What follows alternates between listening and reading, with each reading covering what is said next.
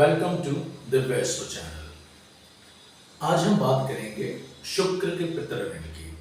पितृऋण की सीरीज में हमने अभी तक अलग अलग ग्रहों के बारे में बात की है, जिनका लिंक्स मैं डिस्क्रिप्शन में दूंगा। आप उन वीडियोस पे जाकर के भी उन वीडियोस को देख सकते हैं।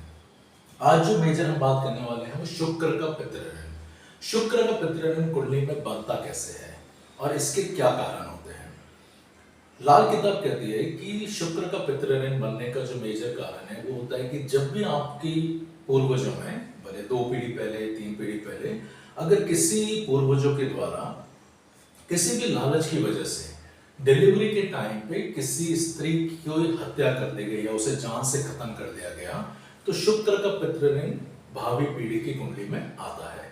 आपने बहुत बार, इफ यू कैन विजुअलाइज, कि हम बहुत बार मूवीज में देखते हैं, बहुत सारी स्टोरीज में हमने सुना होता है, हम आसपास नेबर में बहुत सारी स्टोरीज सुनते हैं कि किसी लोगों ने अपनी बहू को इस वजह से मार दिया, या दहेज की वजह से, या लालच की वजह से। या बहुत फैमिलीज में अगर आप देखेंगे, जो बहुत सारे रिमोट एरियाज हैं, रिमोट विलेजेस हैं, वहाँ पे आज भी अगर जब बहू लड़का नहीं कर पाती और लड़कियां होती है, तो इस तरह के ड्रास्टिक या जो कहते हैं ना हैवानियत भरे कदम बहुत सारे लोग उठाते हैं, विच इज कम्प्लीटली रॉन्ग।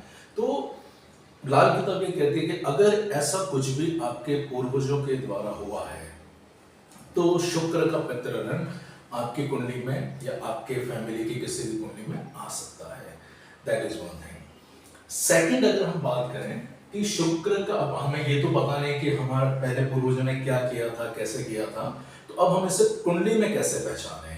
तो कुंडली में पहचानेंगे तो अब हम बात करते हैं कि कुंडली में शुक्र का पितृऋण को कैसे पहचाने। तो आपको पहले देखना है कि अगर 9th हाउस में, 9th हाउस ये होता है, इसमें अगर शुक्र हो और इसके साथ साथ 2nd हाउस में या 7th हाउस में, दोनों में से किसी एक में, 9th हाउस में शुक्र और उसके साथ 2nd में बुध हो या 7th में बुध हो, तो शुक्र का पितृऋण बनेगा।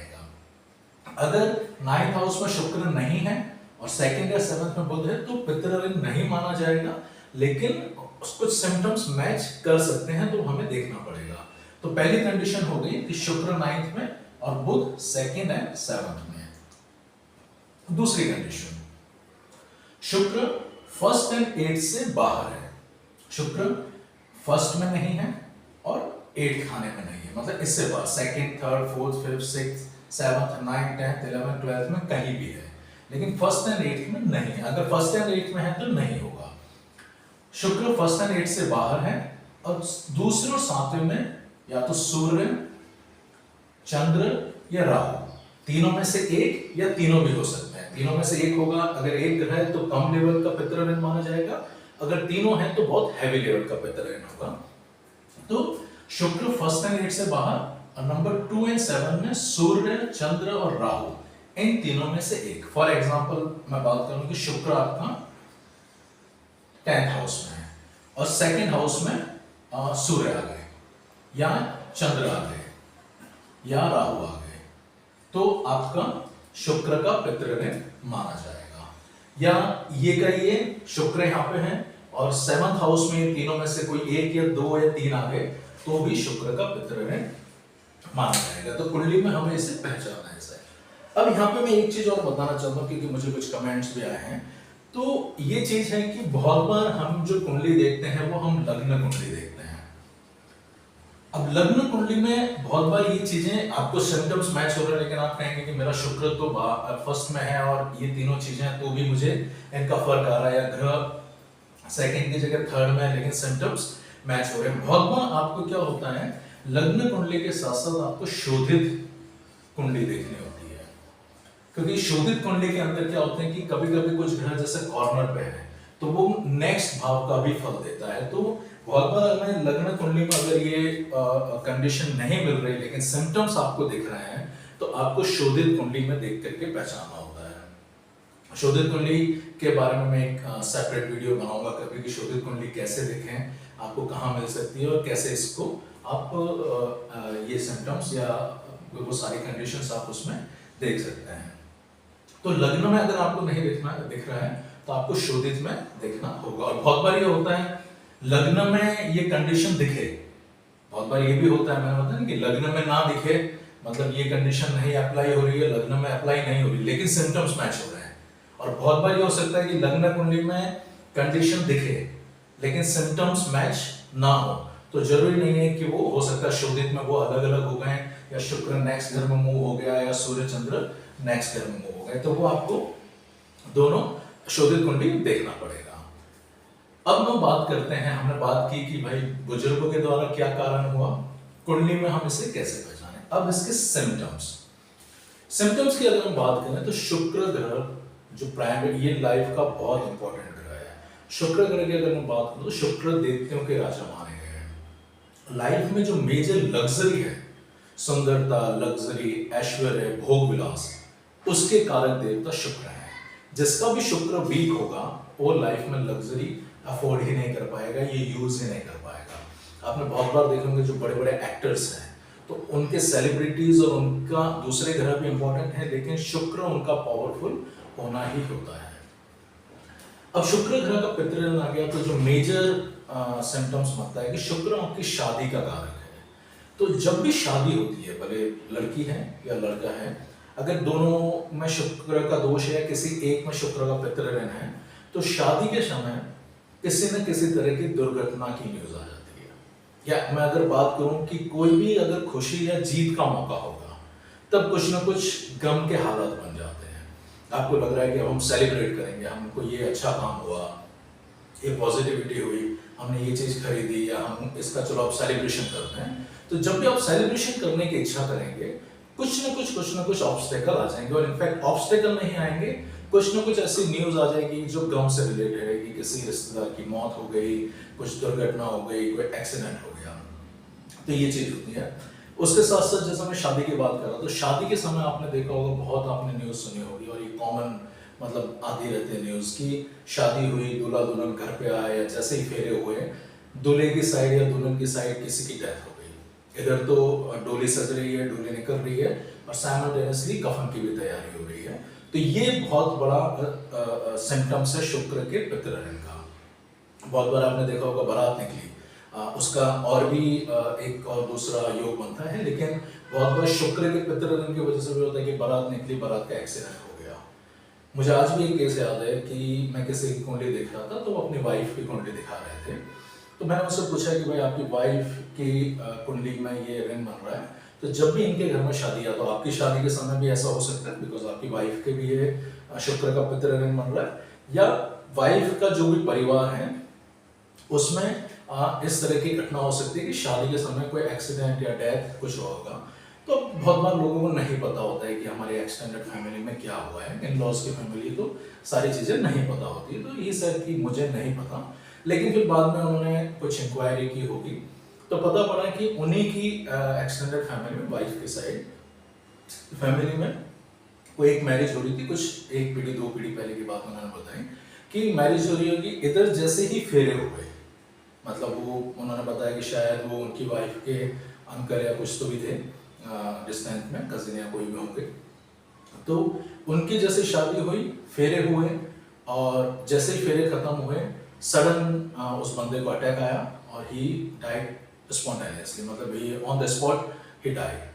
तो बहुत बार ये होता है कि शुक्र, लाल किताब भी बताया कि दूल्हा दुल्हन में से एक गायब, गायब से यहाँ पे अर्थ है कि किसी की उसी टाइम पीरियड के अंदर डेथ भी हो सकती है। ये है शुक्र के पितृऋण के बारे में। अब ये मैंने जैसे बताया कि बहुत बार क्या होता है कि शुक्र यहाँ है और तीनों ग्रह साथ में आ गए, अगर एक है तब उसका लेवल हम डिसाइड करेंगे कि ठीक है खराब है, दो ग्रह आ गया तो शुक्र का पितृऋण ज्यादा खराब हो गया, तीनों ग्रह किसी वजह से, राहु चंद्र सूर्य दूसरे में आ गए, राहु चंद्र सूर्य तीसरे में आ गए, तो तीनों ग्रह अगर आ गए तो शुक्र का पितृऋण बहुत हैवी हो जाता है। तो यहाँ पे बहुत बार आपने कुछ न्यूज भी सुनी होगी कि हस्बैंड या वाइफ में कुछ इस तरह की चीजें, शादी हुई, शादी के बाद हस्बैंड ने या तो वाइफ को मरवा दिया या वाइफ ने हस्बैंड को मरवा दिया, इस तरह के जहर देने के जो बहुत सारे, अभी रिसेंटली भी मुंबई में मैंने एक न्यूज सुना था कि कुछ इस तरह का हुआ कि वाइफ ने हस्बैंड को जहर देकर के स्लो पॉइजन करके मार दिया। तो वो कब उत्पन्न होता है कि जब शुक्र का पितृऋण हो।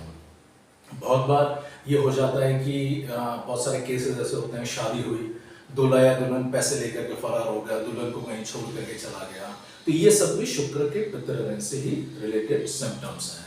तो अगर आपको कुछ भी ऐसा सिम्टम आपके घर में पहले कुछ दिखा हो, मेजरली शादी के समय कुछ अनहोनी घटना हुई, कोई दुर्घटना हुई हो या किसी सेलिब्रेशन के टाइम हो, तो ट्राई कीजिए। हो सकता है आपकी कुंडली में ना हो, आपकी फैमिली में किसी की कुंडली में होगा, तो ट्राई कीजिए उसका निवारण करने का।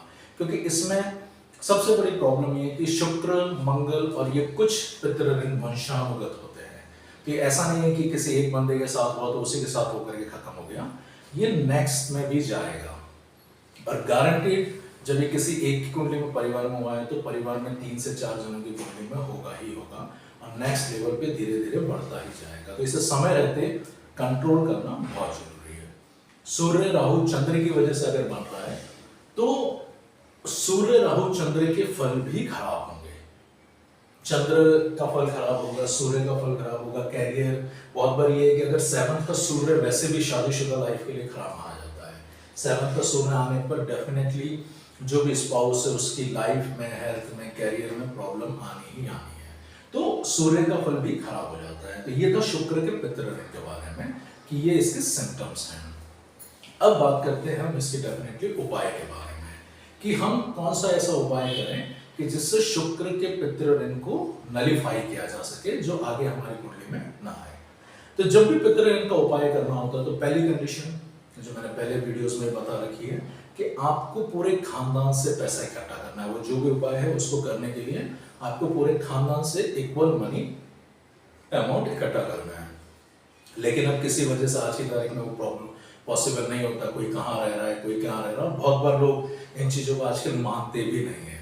वहम आजकल बहुत हो गया। या हमारे पुराने ज़माने में बुजुर्गों ने कंट्रोल रहता था, एक ही फैमिली में कंट्रोल होता तो बुजुर्ग लोगों को ये सारे रिचुअल्स को फॉलो करते थे, तो बहुत सारी चीज़ें अवॉइडेबल होती थी।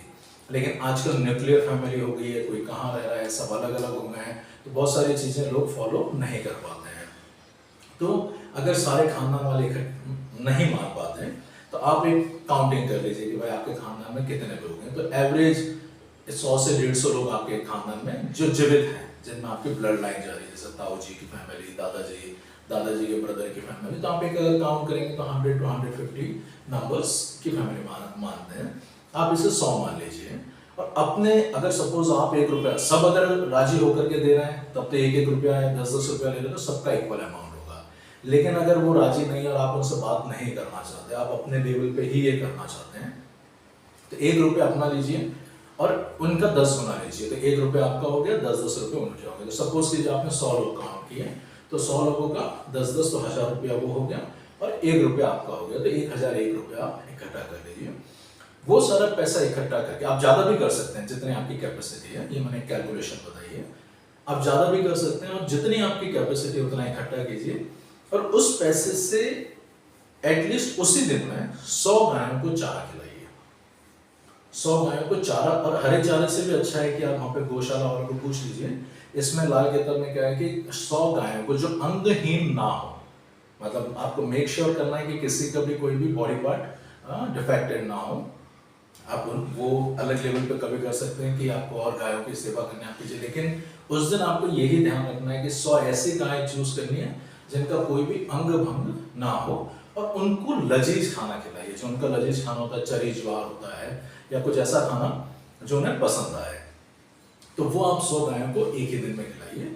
इससे आपके शुक्र का पितृ ऋण कम होगा। और ये एक हैबिट डाल दीजिए, जब भी आपका जन्मदिन आ रहा है, जिसके भी कुंडली में है, तो उसके जन्मदिन के पहले या कोई भी अच्छी घटना होने से पहले ये डाल दीजिए। वैसे भी ये अच्छा काम है गायों को भोजन का। हम हमारे शास्त्रों में भी कहा है कि गाय की सेवा करनी चाहिए और आप ये जितना ज़्यादा करेंगे उतना अच्छा होगा। लेकिन एटलीस्ट 3 साल तक हर साल में एक बार ये आप जरूर करें। मिनिमम 3 साल तक करना है और हर साल में एक बार ये जरूर। और जितना ज़्यादा आप करेंगे उतना आपको बेनिफिट होगा। शुक्र का पितृ ऋण आपकी कुंडली में नलिफाई होता चला जाएगा, धीरे धीरे कम होगा। और फिर आपको शुक्र को स्ट्रॉन्ग करना है। फिर शुक्र ग्रह को स्ट्रॉन्ग करने का काम कीजिए और उसके साथ साथ दूसरे ग्रहों को भी स्ट्रॉन्ग कीजिए और अपनी कुंडली में उनके बेस्ट फल प्राप्त कीजिए। तो ये था आज शुक्र के पितृ ऋण के बारे में। और बहुत बार मुझे कुछ कमेंट्स और कुछ डायरेक्टली फोन भी आ रहे हैं कि हम कैसे देखें। तो अगर आप ये पितृ ऋण अगर आप पहचानना चाहते हैं और आपको अगर तरीके से, जैसे मैंने बताया कि शोधित कुंडली देखनी होती है, तो अगर आप नहीं कर पा रहे हैं तो वी डू प्रोवाइड पितृदोष से रिलेटेड कंसल्टेंसी कह लीजिए, कि हम पितृदोष आपकी कुंडली में बताते हैं ढूंढ करके और उसका निवारण के उपाय भी बताते हैं। तो you can connect with us, I provide our WhatsApp number, आप व्हाट्सएप कर दीजिए आपकी डिटेल्स और आपका क्या क्वेश्चंस हैं, और you can connect with us and we will respond. Please do not call, क्योंकि बहुत बार कॉल पिकअप करना थोड़ा मुश्किल होता है। तो आपको अगर इस तरह की कुछ भी पितृ ऋण के बारे में जानना है, आपको लगता है कि कुछ सिम्टम्स है, या you can need any astrological consultancy या vastu consultancy, you can connect with us.